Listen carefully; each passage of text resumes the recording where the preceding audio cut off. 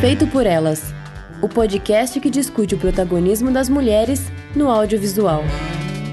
Oi, gente, eu sou Isabel Wittmann. Eu sou a Stefânia Amaral. Eu sou a Camila Vieira. E o nosso programa de hoje vai ser uma conversa sobre o filme 10 Coisas que Eu Odeio em Você.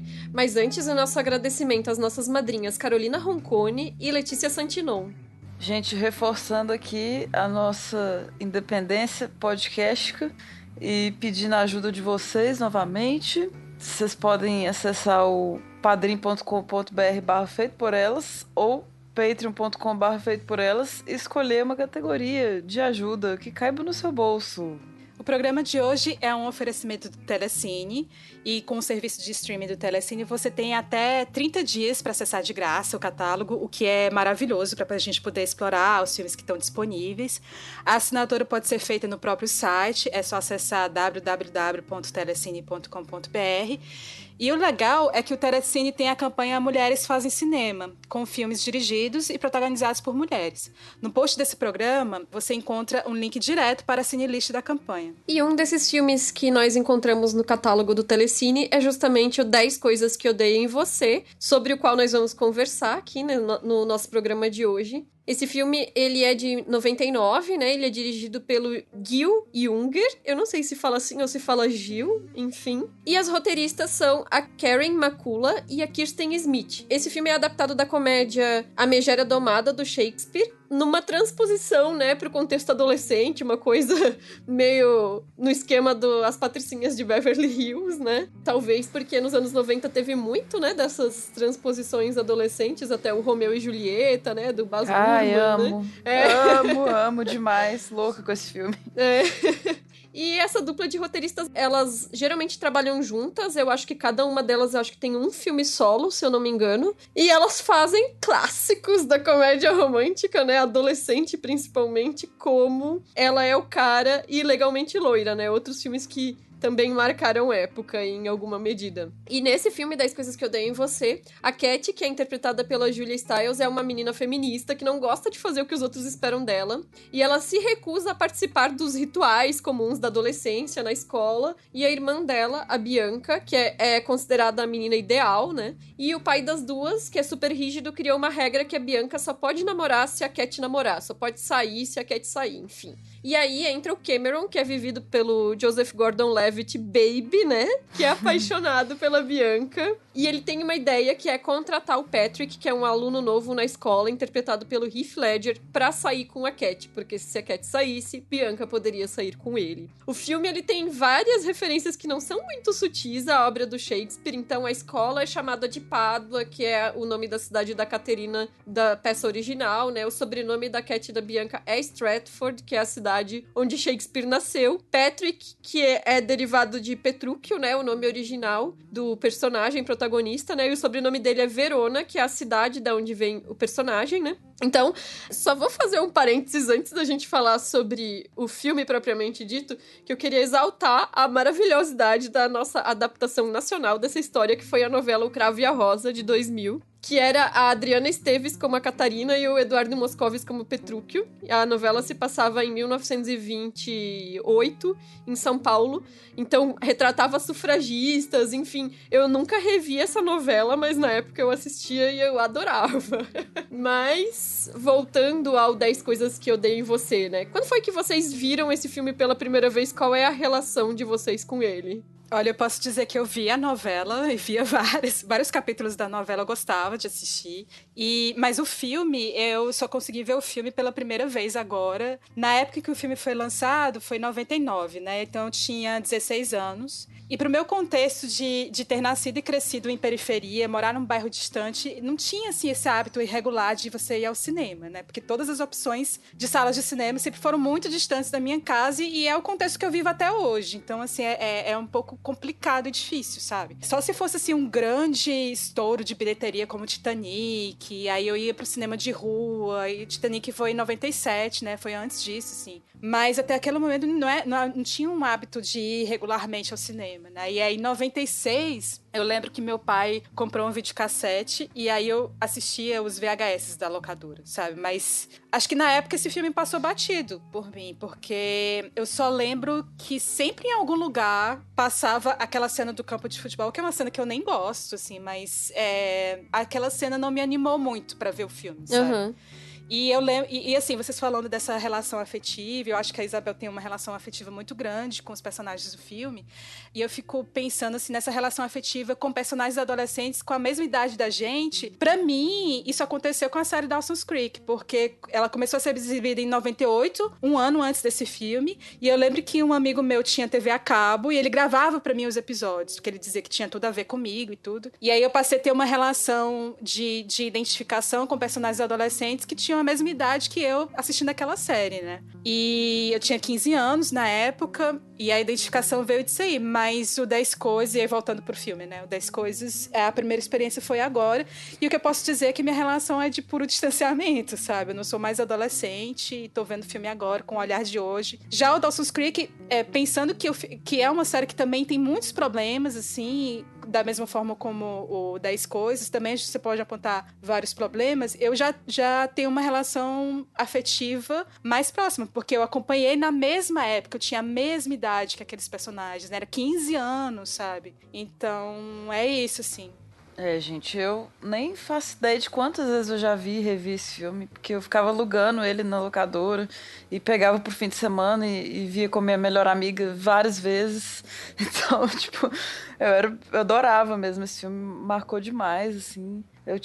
Foi em 2001 que eu comecei a assistir, eu tinha uns 14 anos, eu acho. E eu adorava a Cat, assim, e esse tipo de filme que a trilha é super exagerada, toda hora tem uma música, e os quartos das meninas são cheios de posters, né? A gente comentou isso aos 13, né? Esse formato MTV, assim, que era uma extensão da minha vida, então eu adorava isso. E eu tinha esse comportamento da Cat também, de ser a revoltadinha, que ficava criticando o capitalismo e tal.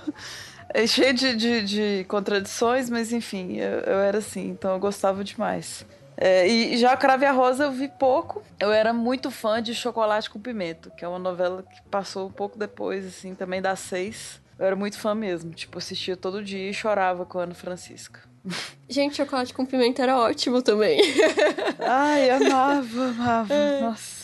Mas é muito legal essa lógica de compartilhamento de filme que a gente tinha nessa época, né? É algo que não vai voltar. É isso que a Camila falou, de alguém gravar pra ti, aí emprestar, ou a gente ter que pegar na locadora e tudo, né? E eu realmente tenho ainda essa relação muito afetiva com esse filme, de eu conseguir enxergar os problemas dele, mas relevar em função dessa conexão que eu tenho com ele, né? Na época, eu lá em Blumenau, né? Eu morava, tipo, numa periferia rural. Blumenau não tem parques. Hoje tem um parque lá numa região central, que é um bairro de classe média alta, né? Então, assim, Blumenau não tem lazer para as pessoas que moram nos lugares afastados. E a única coisa que tinha pra gente fazer era o shopping. Uma coisa extremamente deprimente, assim, né? Então, era comum, embora fosse muito longe, o shopping é no centro da cidade até hoje, né?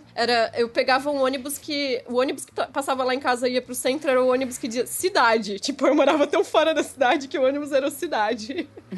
Mas aí a gente, de vez em quando, assim, tipo, 1 ou 2 vezes por mês ia no cinema porque era R$2 o filme pra estudante, né? Era maravilhoso nessa época. Eu lembro que o filme ele passou nas férias escolares, ele estreou no Brasil em agosto de 99 e foi uma dessas vezes que eu fui no cinema. E nessa época de fazer esses passeios que eram especificamente pra ir no cinema, eu lembro que eu assisti muita porcaria. E esse foi um dos poucos filmes, assim, porque todo mundo diz 99 foi o ano do cinema, mas aqueles filmes que entram na lista dos grandes filmes de 99, obviamente, ou nem chegaram em Blumenau, ou eu não vi naquela época com 14 anos, né? Clube da Luta? Esses filmes tipo, Magnólia... Não, mas Clube da Luta é de 99. É de 99? Tá. Magnólia também. Nada disso eu vi em 99, só vi depois, né? Desses clássicos de 99, o único que eu vi foi 10 Coisas que Eu Odeio em Você, né? Eu não sabia que eu estava presenciando algo histórico, olha que exagero. Ah, não, mas merece. Muito bom. Assim, pra mim foi um filme que me marcou muito nesse sentido da identificação, né? Porque, que nem eu falei, eu tinha 14 anos, eu era proto-feminista, assim, revolts, light, né? Aquela coisa em busca de um amor, né? E tinha essa identificação com a Cat que foi imediata, né? Acho que foi a primeira vez que eu me vi num filme em uma personagem, apesar das incoerências que estão dadas ali, né? E das minhas próprias incoerências da época, né? Inclusive, eu lembro que, como eu era comunista já nessa época também, e eu escrevia poesia, numa dessas idas pro shopping, eu escrevi um poema que o nome era... Eu fiquei, tipo, analisando as pessoas andando no shopping e o nome era, tipo, Manifesto Consumista, alguma coisa assim, eu não tenho certeza, sabe? Mas era um trocadilho com o Manifesto Comunista. Gente, é muito ruim escrever aos 14 anos, é tudo uma merda. Não quero reler. Acho que você tinha que declamar esse poema aí pra nós, hein, não, Isa? Eu acho que igual não. A Cat fez no final. Deixar de easter egg no final, Isa declamando. Mas é isso, assim, essa minha identificação com a Cat foi total, ao ponto de que eu, na época, fiquei assim, surtada que eu precisava ter um chinelo de plataforma igual dela. E aí, assim, a família da minha mãe mora na Grande Florianópolis. Eu só consegui encontrar um chinelo desses em Florianópolis, em Blumenau não tinha. Era muito, muito tosco, assim. A gente tem uma identificação também muito estética, né, com as coisas. A gente falou disso no Aos 13, né, como nessa idade a gente externa as coisas de uma forma, tipo, tribos musicais, e aí tu tem o estilo de se vestir de acordo com a música que tu ouve, enfim, né? Então tinha muito isso, de gostar de uma personagem, querer a estética da personagem, né? Então toda vez que eu revejo esse filme, eu faço o filtro, com certeza, do meu eu de 14 anos, e eu relevo várias coisas em virtude dessa proximidade que eu tenho, assim, com ele, afetiva mesmo. Hi-fi. Pois é, na série Dawson's Creek, né, que rolou essa identificação, a feminista revolts era a Jen Lindley, que é a Michelle Williams, que fazia. E eu lembro que na primeira temporada ela era vista como uma vilã, sabe? Porque ela tinha vindo de Nova York por mau comportamento. Porque ela era uma personagem que era livre sexualmente, e era isso. E ela tava indo morar numa cidadezinha pequena, assim. E eu nunca entendia por que ela era considerada a vilã, porque ela era a personagem mais legal daquela temporada, né? E aí... A personagem da Joey, que é a Joy Potter, né, que é a Kate Holmes, ela é inspirada na Joe do Mulherzinhas, né, que também é considerada uma proto-feminista. E é muito curioso como essas produções assim, do final dos anos 90 para virar dos anos 2000 traziam essas personagens que eram ditas, né, feministas, né, com que a gente podia se identificar. E são produtos assim, da cultura pop que viram marcos também, né? Por exemplo, Dawson's Creek foi a primeira série adolescente da TV aberta nos Estados Unidos a exibir um beijo gay. Então, assim, isso foi um marco na época. E eu acompanhei tudo isso na mesma época, né? Mas voltando aqui ao 10 Coisas e falando da Cat, ela é inspirada na personagem da Megera Domada, né? E eu fico pensando se já a partir dessa construção não existem determinadas limitações. E queria ouvir vocês também sobre isso. Eu vou fazer um corte. Não vou responder sua pergunta, Camila. vou comentar que eu lembrei que eu tinha o CD da trilha do Dawson's Creek. Eu não era muito fã, assim, não. Porque eu também via, tipo, na casa dos outros, que tinha TV a cabo. Mas eu gostava daquela música da Paula Cole e tal. Tinha umas cantoras legais. A trilha é maravilhosa, né? Tem umas muitas cantoras músicas bacanas. Legais. Aí eu tinha o CD, aí depois eu me achei muito... Falei, não, isso é muito adolescente. Aí eu troquei esse CD numa camiseta do Radiohead. Os escambos adolescentes, né? Mas...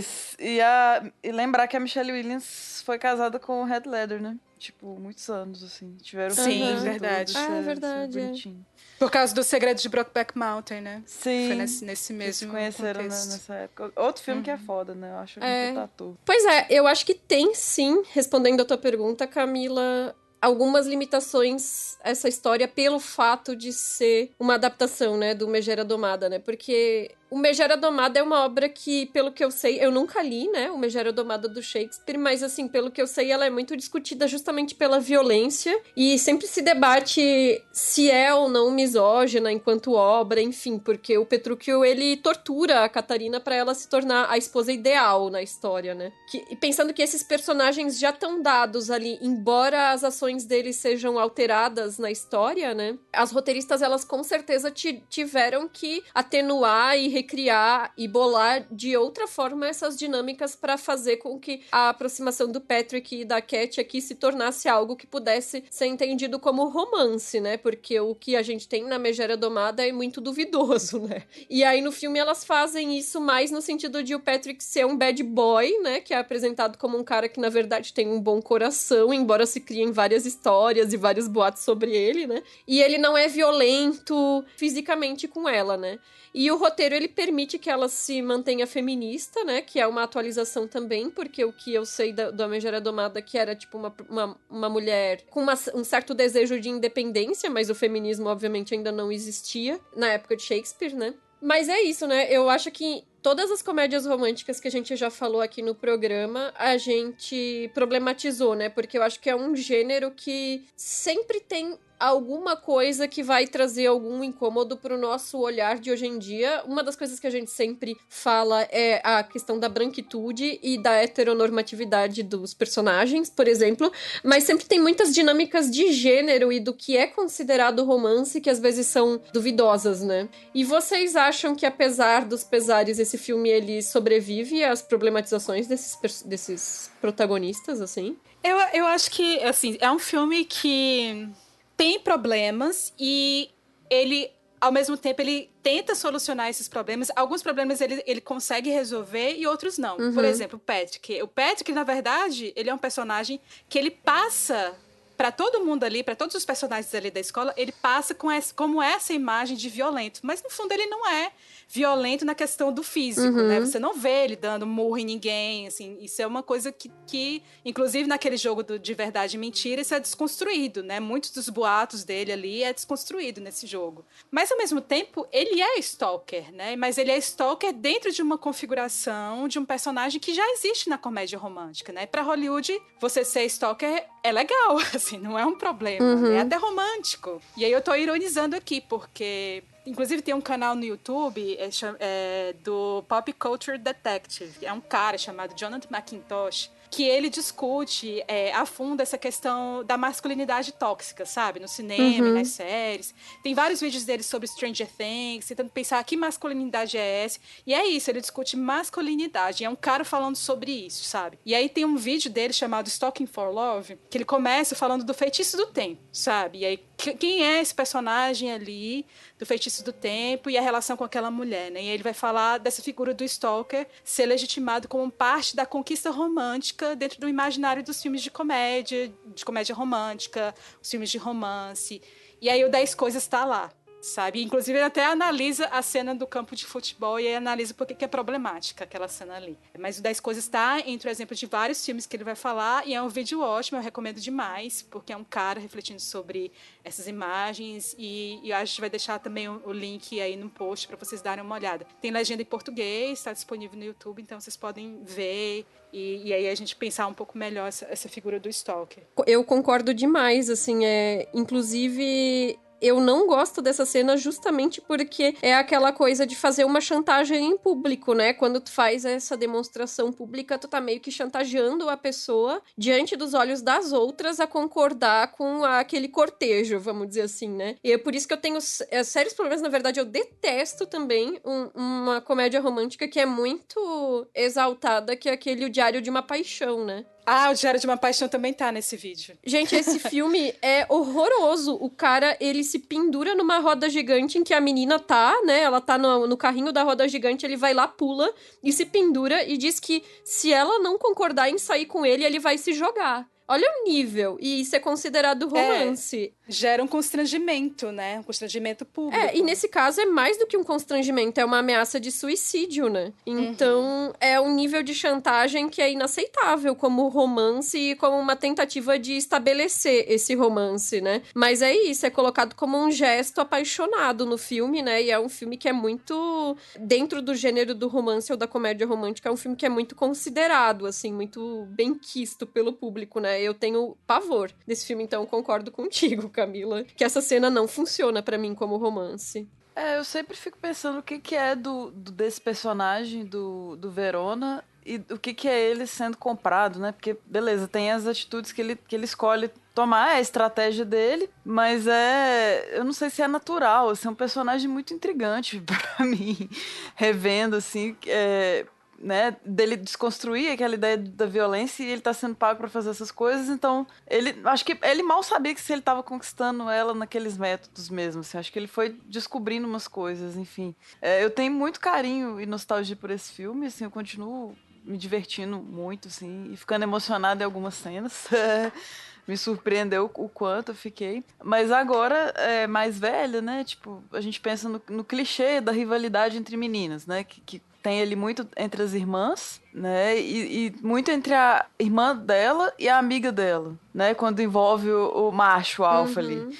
E aí, isso é um pouco, gente, por quê, né? Por que o cinema bate sempre nessas mesmas teclas e claro, assim, né, esse senso comum todo do final feliz, que todo mundo tem que ter um parzinho, enfim. Mas pra mim não estraga o filme, né, independente disso, assim. E também eu fiquei bem incomodada com a diretora do colégio. Acho que ela sempre me incomodou, mesmo eu não expressando isso, não entendendo isso. É um retrato da mulher mais velha que tá escrevendo um romance erótico ali, e isso é como se fosse ridículo, sabe? Tipo, e ela não tá fazendo a função dela de diretora. Então isso aí é um pouco... Não é humor pra mim, assim, me incomoda. Essa coisa do final feliz, eu acho que ainda é uma amarra do gênero, né? Como é um romance, fica meio que implícito que o desfecho do filme tem que ter a formação de casal ou casais, né?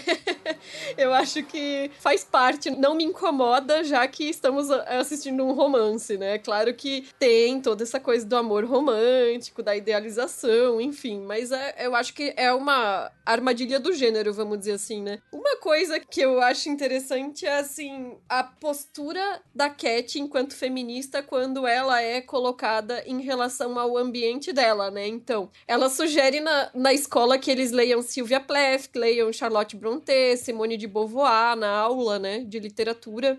E aí ela fala que quando você é homem e você é babaca, você é valorizado na sociedade, né? E aí tem uma cena que o Patrick chega perguntando o que ele perdeu da aula, e aí ela diz que só os valores patriarcais guiam a sociedade, né? E aí ele meio que, então tá. E aí sai da sala, assim, né?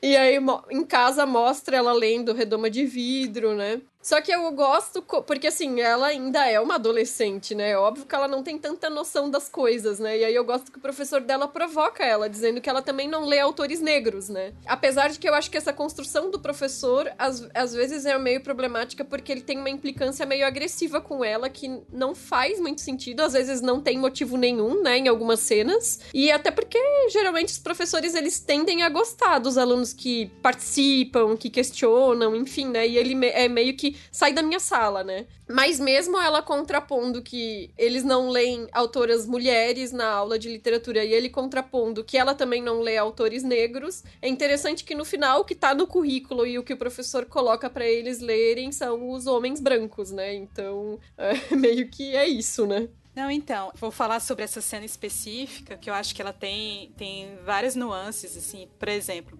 sinceramente, eu acho que a Cat tem, sim, essa contradição do feminismo branco. Muitas das coisas que ela fala são coisas legais, mas tem limitações, né? Sim. A própria leitura do A Redoma de Vidro, da Sylvia Plath, é muito questionável do debate feminista, assim. Eu até vejo que ele é um livro... Eu li no ano passado, A Redoma de Vidro, e eu sinto que ele é um livro muito mais interessante pra gente discutir saúde mental, depressão, né? Ele é narrado em primeira pessoa por uma personagem que tem depressão, que vive depressão, né? E ele é mais interessante para isso do que pro feminismo em si, porque a protagonista ela é cheia de preconceitos com latinos, com pessoas negras, por exemplo, e isso, nas leituras que a gente faz, isso é pouco questionado, né? Assim, eu não vejo as pessoas questionando essas nuances que a personagem tem. Mas voltando aqui ao filme, e as cenas que eu mais gosto é desse confronto mesmo com o professor Morgan, mesmo que seja problemática a construção dele ali. E eu não sinto que ele tá tendo uma agressividade com ela, porque ele tá tocando a real. Assim, de fato, ela fica o tempo todo na sala pontuando essa opressão do patriarcado. E aí é uma opressão que não considera a questão de raça e de classe. Então, ela fala o tempo todo sobre essa opressão em sala de aula, mas ela não tem a mínima vontade de refletir sobre raça, nem nas salas de aula e nem fora, sabe? E isso é bem problemático. E eu concordo com vocês quando você disse que o filme poderia ter ido mais a fundo nessa coisa do o professor dá aula sobre escritores negros. Também concordo com isso. Eu acho que seria ótimo, né? Seria perfeito. Mas o filme, ele também tem outras contradições dentro desse aspecto. Por exemplo, a melhor amiga da Bianca, que é a Chastity, que é uma adolescente negra, ela tá ali de acessório na narrativa. E quando ela passa a ter alguma relevância pro filme, ali no final, ela é a bitch traidora, né? Da Bianca. Sim. Então, assim, tem esses problemas que o filme não consegue dar conta. Ela é a competição, né, no final das contas. Né, ela é a bitch total, assim. Porque ela Frenemy. sai com o Joe e é isso. Tipo, ela vira, assim, na verdade, ela começa ali doce e aparecendo muito pouco como uma personagem secundária. E no final, vira uma outra coisa, assim, sabe? E é inexplicável, eu não consigo entender. Inclusive, tem um post no BuzzFeed que se chama Todos os personagens negros em filmes de brancos. E aí é uma lista desses estereótipos de representações de personagens negros em filmes de brancos, feitos por pessoas brancas, com protagonistas brancos, né? E aí um dos personagens listados nesse post é a aluna de ensino médio interpretada pela Gabrielle Union, que é quem interpreta, né, a amiga da Bianca, porque ela fez muitos papéis desses em filmes desse momento, anos 90 pros anos 2000, assim, né? Então, sobre o professor, assim, eu acho meio cartunesco, né? Tipo, toda aula ele expulsa a Cat. Até no final tem uma brincadeira com isso, porque tem... Aquilo ali, no final, os pós-créditos, acho que não são bem erros de gravação, né? Acho que são, assim... releituras das cenas. Então, ele erra a cena e tem que fazer de novo, aí expulsa de novo. Então, aquilo ali pra mim é outro elemento que tentaram colocar um humor, assim. Talvez tenha passado um pouco do ponto, porque toda hora, sai da sala, meio Chaves. Mas, assim, eu gosto que ele coloca porque tem os personagens dos chamados White Rastas, né? Que são os caras brancos de Rastafari, que, tipo, ficam ouvindo reggae e dando moral pro professor, e ele coloca ele no lugar deles, assim, né? Porque hoje a gente vê, não, isso aqui é uma apropriação cultural desses caras e tal. Então eu acho massa esse professor também fazer isso. Tem a parte que ele pede a adaptação de Shakespeare e ele narra em formato de rap, né? E ele fala, não, Shakespeare era o cara, apesar de ser branco e tudo. Então tem esses, eu acho legal colocar isso nesse filme, assim. É uma coisa que talvez seja até inusitada porque a gente estava acostumado a ver nos anos 90 e tal, né? Mesmo com as limitações, acho que foi um lugar interessante colocar isso. E dessa vez eu reparei também que tem um cartaz na sala de aula, a hora que a Cat vai ler o poema, né? Que é o que é certo nem sempre é popular. Fiquei intrigado com isso. E também, agora vocês falando da Redoma de Vidro, não tinha reparado também que ela lê esse livro, o close que vai dando, vai chegando nela, assim, ela tá protegida, né, pela redoma de vidro dela, assim. Tipo, ela tá na casa dela, chique lá, ela é uma mulher branca, rica, uma menina branca, rica, né, lendo os seus feminismos ali, com suas limitações, né. Sim. Na minha escola de ensino médio também tinha White Rastas. Ah, meu Deus. É pra você ver, né? Foda. Tem até hoje, né? Tem uma galera ainda que... E os professores zoavam eles também. Olha só. E tem vários grupos no filme, né? Assim, vários grupos que tem uma apresentação ali com o Cameron e o Michael, eu acho. Que aí mostra os bonitos, a turma do café, os rastafários brancos, o pessoal dos MBAs, os cowboys. Nossa, tanta tipificação que eu fico... A turma do café antes dessa moda de café que tem agora, né? E é bem essa coisa de um ecossistema escolar, né? Cheio de tribos. Claro que de uma maneira estereotipada, né? Mas, bom, essas tribos, elas existiam, né? Quando a gente tava na escola, né? Assim, os grupinhos que se aglomeravam por certas afinidades, né? Estilísticas e musicais, né? A gente já falou disso. Faltou mais o lugar do gótico, né? Talvez. Os metalzão. Faltou. Cadê minha turma da época? E a gente comentou um pouco disso, desses grupinhos no programa do Aos 13, né? E outra coisa que a gente tá muito nessa temática adolescente, né? Nostalgia, né? Vamos revisitar tudo.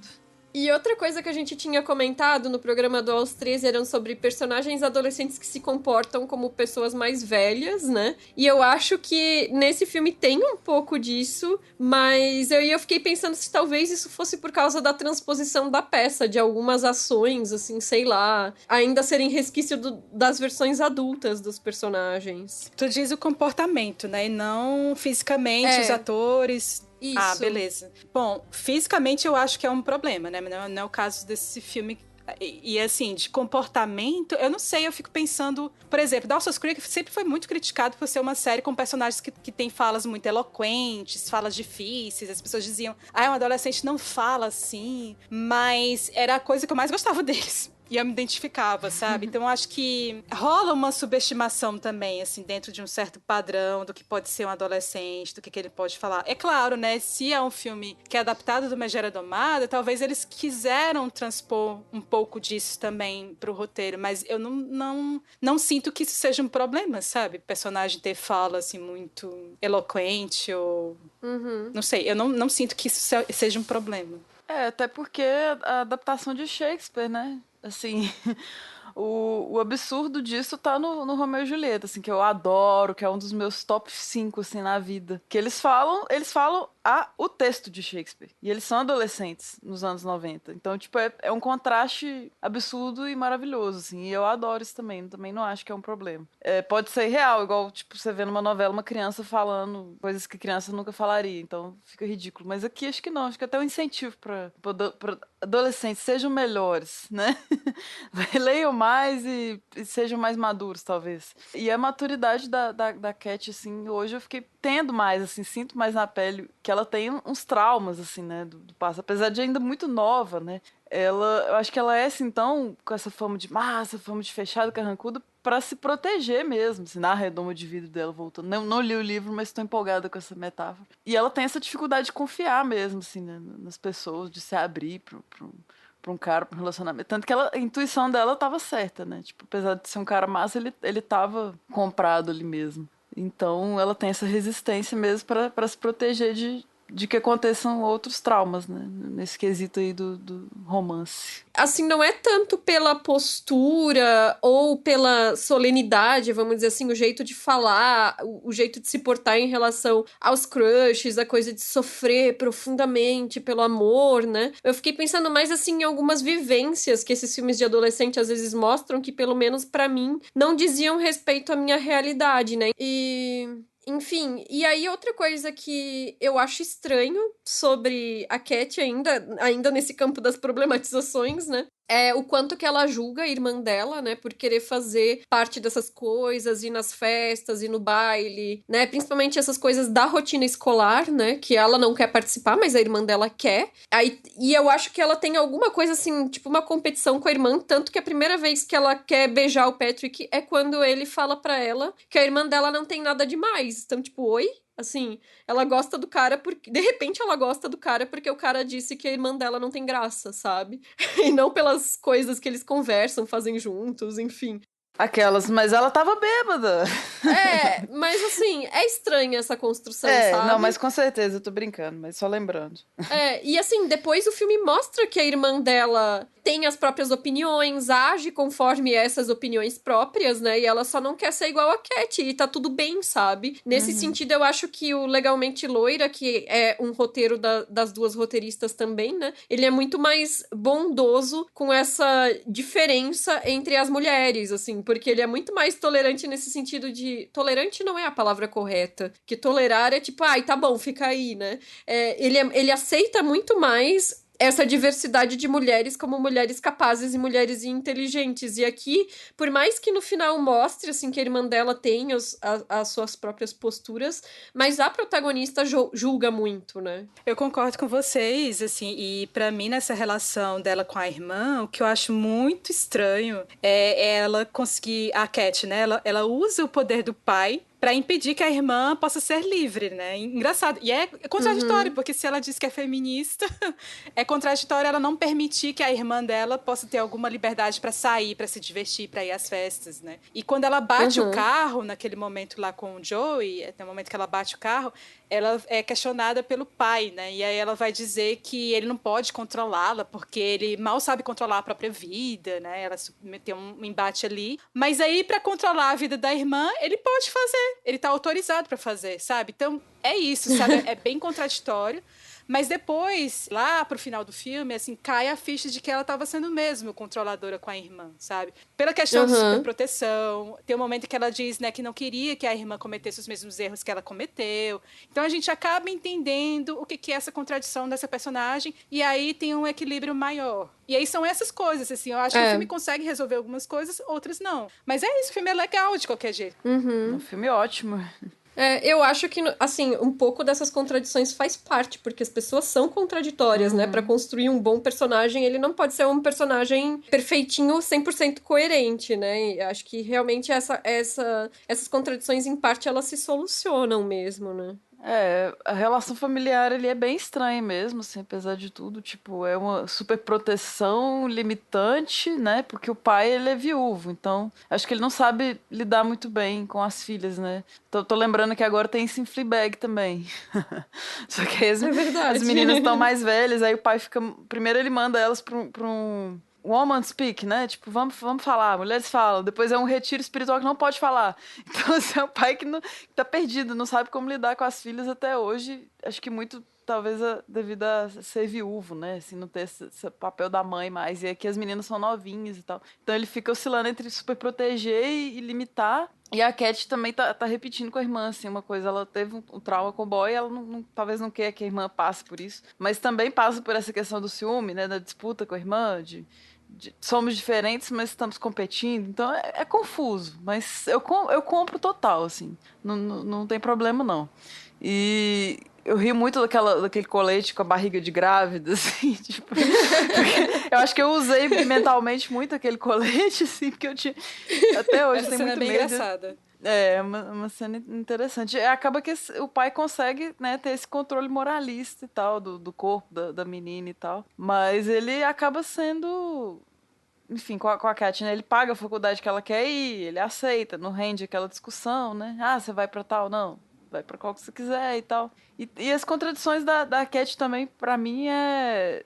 Tipo, questionar... Que também é muito da adolescência, né? Questiono o capitalismo, mas eu tô completamente... inserida nele, então assim, quero uma Fender, né, enfim, tô numa família rica, sou uma menina branca, mas enfim, nada estraga o filme pra mim. Se o trabalhador tudo produz, a ele tudo pertence. Gostei da resolução, é isso aí, fechou, lacrou. Só lembrando que a família dela é de classe média alta, mas não é detentora dos meios de produção. O pai dela é um pequeno burguês, dono da própria mão de obra, no caso, né? Um médico, né? Um profissional liberal, enfim. É isso. Então... Tá limpo, então. Temos essas contradições de esquerda dentro de um sistema capitalista, sim, né? Naturalmente. E embora, assim, em momento algum do filme ela se posiciona como alguém de esquerda. Ela é feminista, né? Mas ela não tem um posicionamento político de esquerda, né? Marcado no filme, né? Não, tem não. Tem uma hora que as meninas debocham dela, né? Que falam assim... dublam uma fala dela, né? Recorrente. Tipo, suas vidas vazias, capitalistas. É verdade, é. Que é uma coisa que ela falaria, né? Então, assim, isso que ficou marcado pra mim, assim. Ela calou, assim, então ela realmente pensa isso, sabe? Não, mas sentido. ela não fala, é uma fala que talvez pode ser um julgamento das meninas, né, em relação a ela. Não é uma coisa que saiu da boca dela diretamente, mas enfim. Faz sentido. Então, pra fechar esse programa, destacando que, apesar de alguns problemas e alguns incômodos que a gente teve com esse filme, eu, pelo menos, continuo amando ele. Muito! Enfim, mas pra destacar os aspectos positivos, nós vamos falar 10 coisas que nós amamos no filme. Vou começar com Heath Ledger. Saudades, né? Heath Ledger. Muita. É muito interessante, né, rever esse filme hoje. Eu vi no meu Letterboxd que a última vez que eu tinha assistido ele foi em 2012.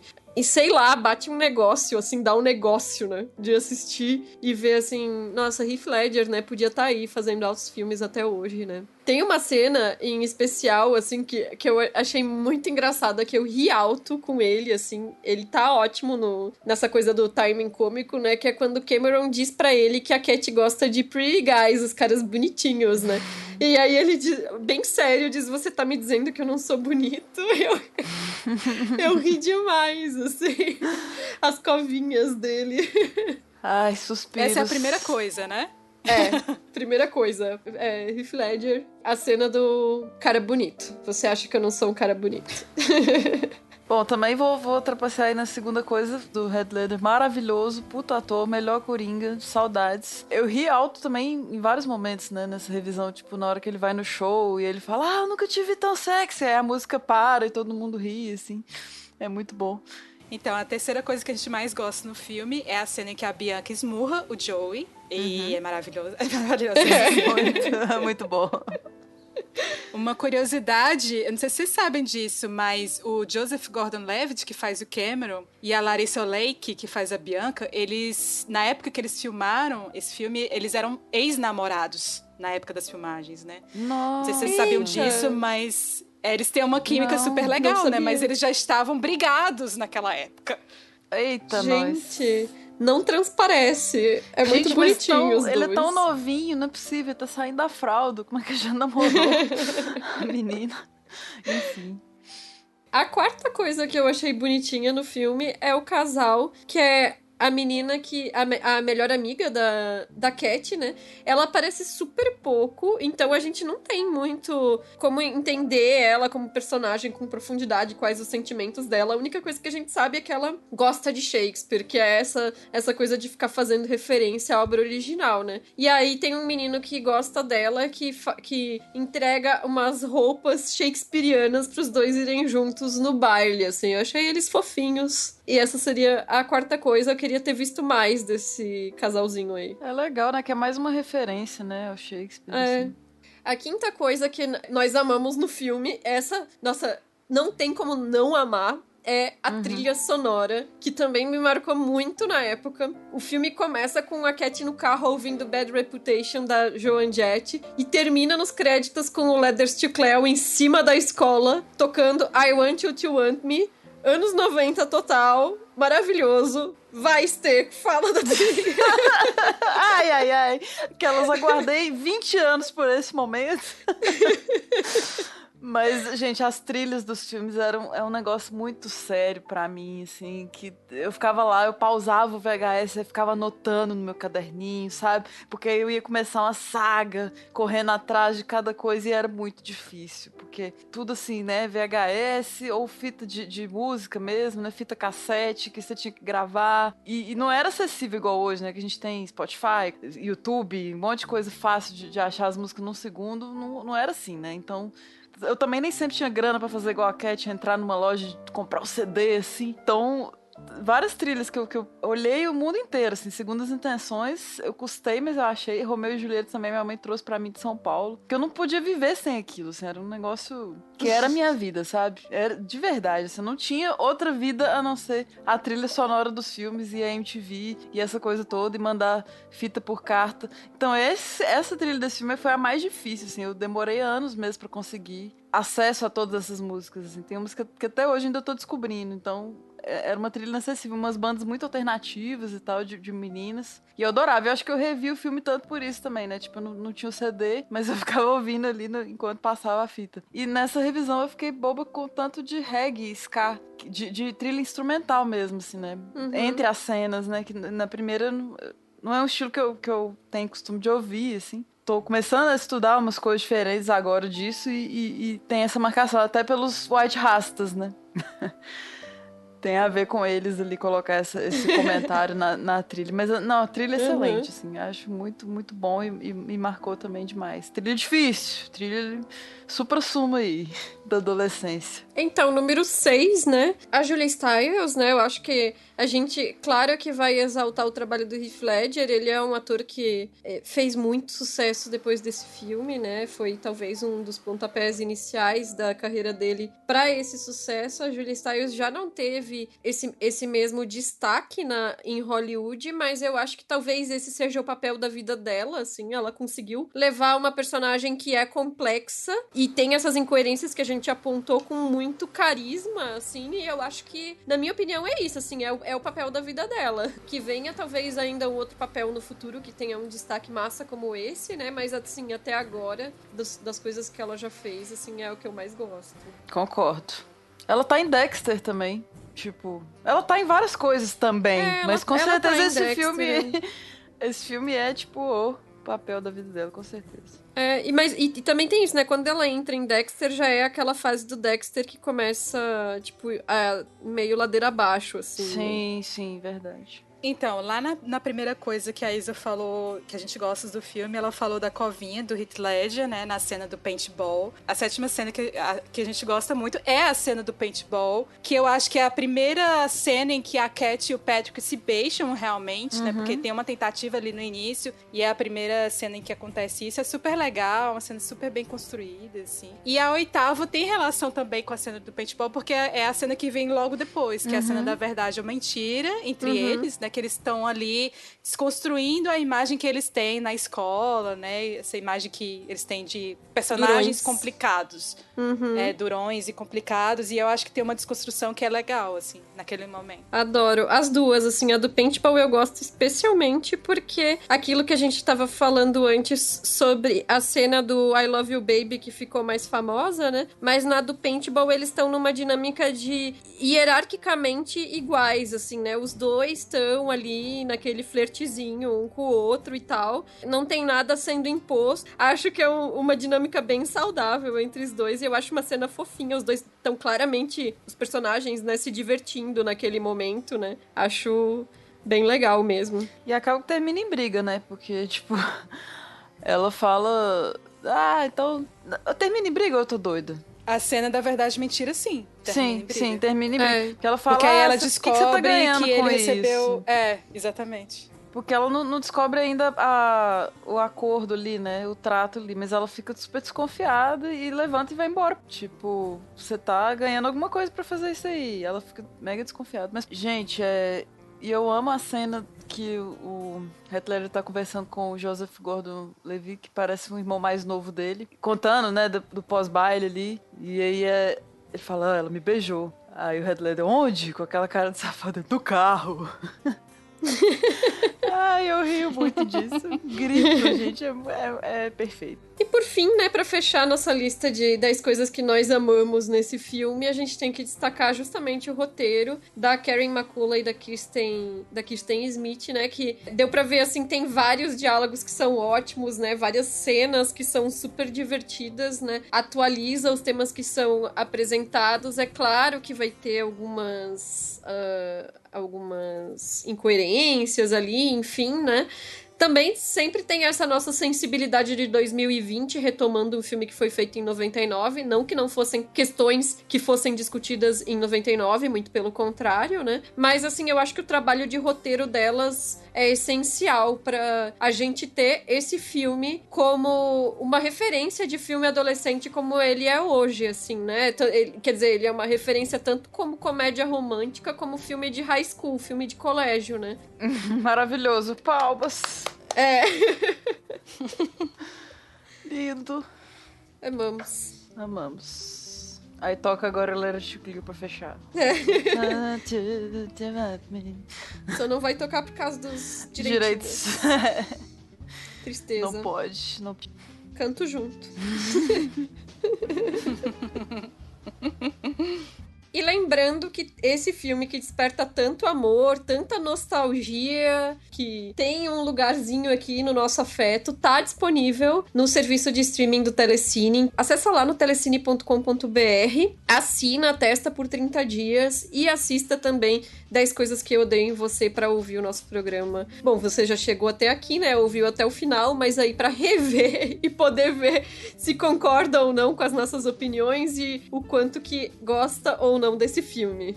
Você pode acompanhar o Feito por Elas nas redes sociais, no Twitter, no Instagram, no Facebook, no Letterboxd Feito por Elas. A gente também tá no iTunes, além do site do feed, os programas todos estarão disponíveis no Spotify, no Deezer e no YouTube.